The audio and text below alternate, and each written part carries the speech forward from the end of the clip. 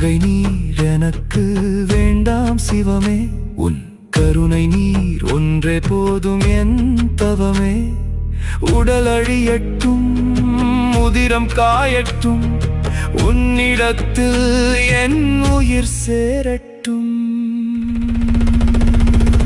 உலகத்து இன்பமெல்லாம் காணல் நீரன்றோ, அதை உண்மை என்று நம்பியது மூடத்தனம் அன்றோ.